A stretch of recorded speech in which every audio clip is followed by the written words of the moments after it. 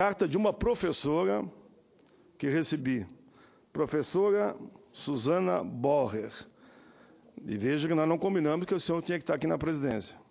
Então, eu tenho a grata satisfação de dividir com vocês a correspondência que recebi da professora gaúcha Suzana Caruso Borrer.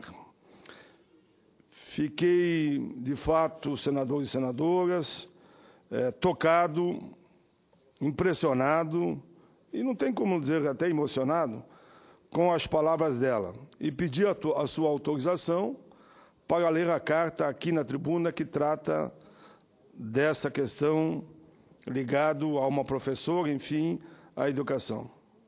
Ela, gentilmente, digo aqui, e eu sei que os alunos e professores estão nesse momento, que eu disse que eu falaria entre 9 e 10 horas, da tribuna do Senado, e passo a ler, então, a carta da professora Suzana. Diz a professora Suzana: nasci em 1963 e cresci no Brasil do ame ou deixo. Estudei o primeiro grau em uma escola pública de Porto Alegre, bastante tradicional. Quando as professoras entravam em sala de aula, levantávamos em sinal de respeito. Cursei as técnicas comerciais, domésticas e industriais e acreditávamos nos heróis forjados pela ditadura. No Deu pra Ti, anos 70, questionei o status quo, lendo e relendo, aí sim, as veias abertas da América Latina e a história da riqueza dos homens. No final dos anos 80, participei de uma ONG que tinha como por objetivo lutar pelas questões ecológicas, desmatamento, lixo e armas nucleares.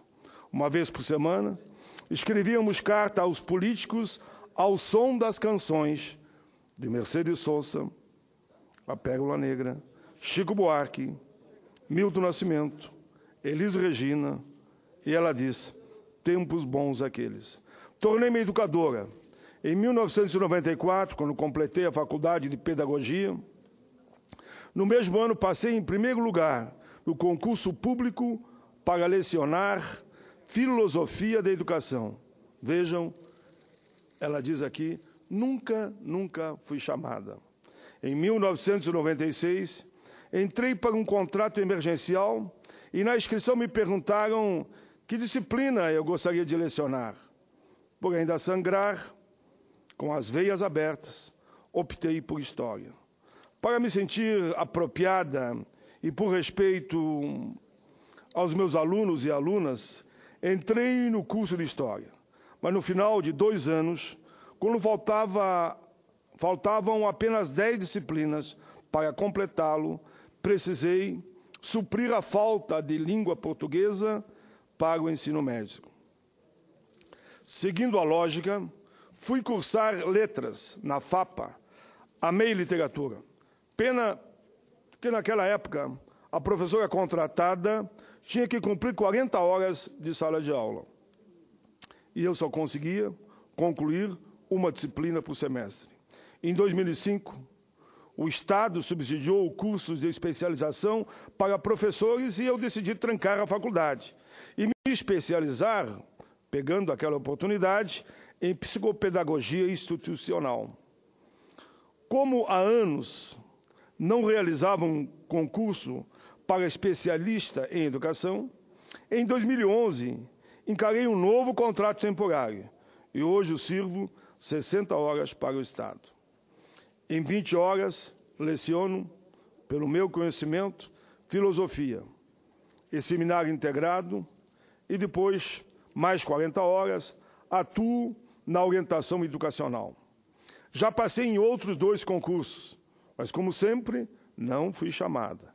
Em um deles, entrei junto ao CEPERS com um processo judicial. Sei que realizo um ótimo trabalho. Em resumo, sei da minha capacidade e competência. Tanto que fui escolhida por meus colegas para orientá-los no Pacto de Fortalecimento do Ensino Médio, onde coordeno 27 professores. Também coordeno o projeto Mais Cultura nas Escolas e o de mediação de conflitos, pois atuo em 2 escolas na periferia de Viamão, ambas localizadas em comunidades que, segundo estatísticas da Secretaria de Segurança, apresentam altos índices de violência e drogadição. Esse trabalho absorve completamente minha vida. Sou viúva e sobra pouco tempo para me dedicar ao meu filho, adolescente de 16 anos, e o jeito é unir escola e família. Hoje, minha prioridade é ser para ele e para os mais de 1.500 adolescentes com os quais convivo um exemplo de cidadão que pratica com entusiasmo os ideais da ética e da estética. Como profissional, nunca recebi triênio, quinquênio ou outros avanços desses 19 anos de dedicação como servidora pública do Estado do Rio Grande do Sul. Hoje, esse governo ameaça os professores contratados e, pior, ameaça nossos direitos mais dignos, como a licença-prêmio, a gratificação de difícil acesso e outras arbitrariedades. Como cidadã e eleitora, considero isso uma injustiça. Quem escolherá trabalhar em comunidades carentes, onde a violência marca nossas vidas? É urgente que nossos representantes políticos reconheçam a instituição escolar como o espaço social de excelência. Senhores e senhoras, ela diz, é na segurança desse espaço que nossos jovens estão se formando para a academia e para a vida. É no campo fértil da escola pública que nós, professores, servimos com amor e dedicação, imprimindo a segurança de nossos posicionamentos. O jovem atual vive o paradigma da insegurança, inversão de valores, os novos arranjos familiares, o apego aos celulares, a liquidez da informação e, por que não dizer, o mestre Google. A rapidez das mudanças provocam insegurança que afetam as relações humanas. Eles convivem virtualmente com os polegares nos celulares e acredito que isso é o ideal.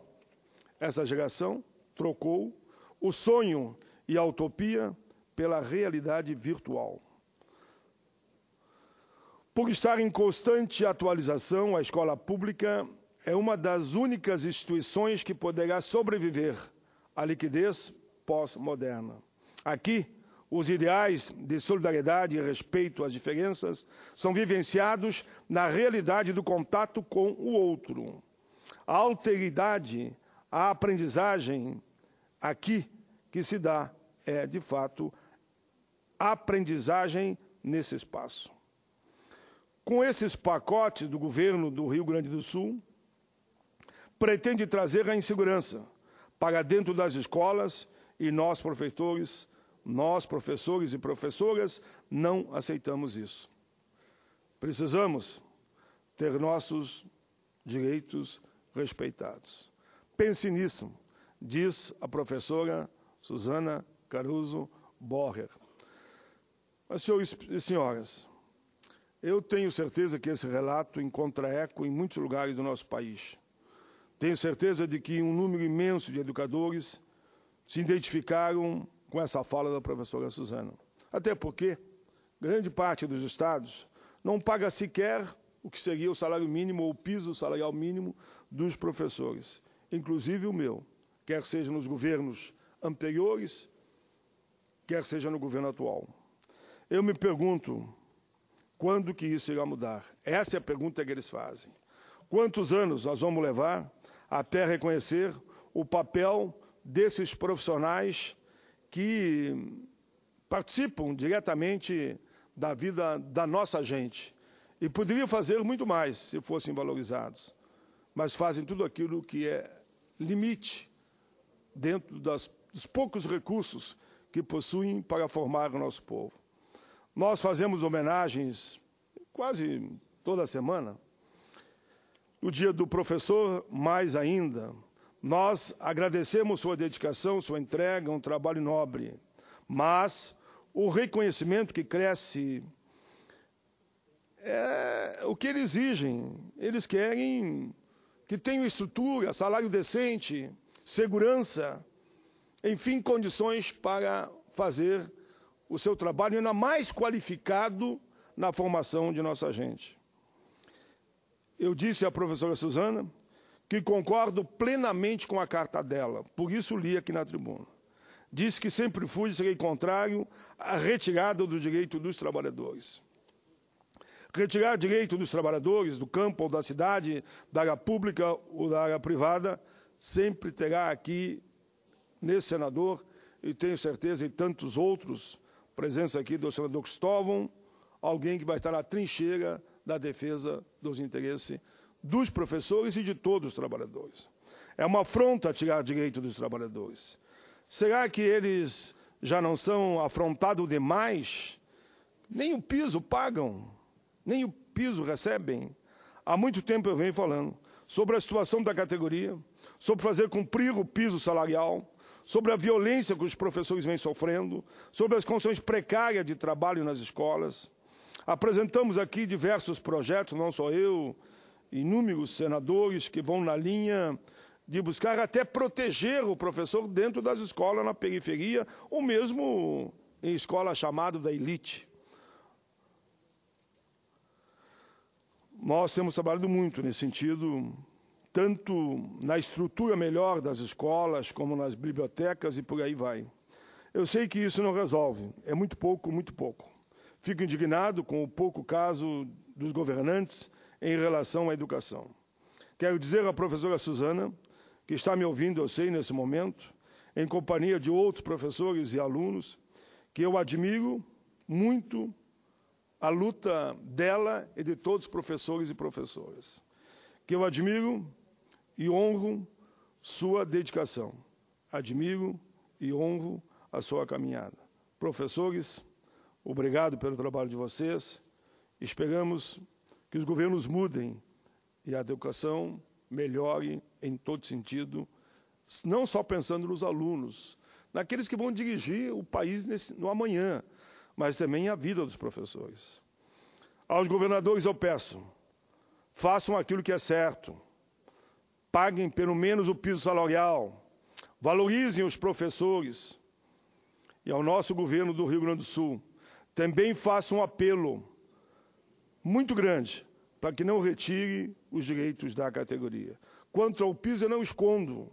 O governo anterior, que era do meu partido, também não pagava o piso. E eu sempre critiquei da tribuna. O governador Tarso sabe disso, e você, governador Sartori, sabe que eu não mudo de opinião e nem de posição conforme muda o governo. A mesma crítica que eu fazia no passado em relação à postura dos governantes em relação à educação, fiz no governo anterior. Fiz nos governos anteriores, seja do PMDB, seja na época do PDT, seja na época do PT, e faço agora também da mesma forma, porque não muda nada, muda governo e a situação da educação dos professores, infelizmente, no meu Rio Grande do Sul, deixa muito a desejar.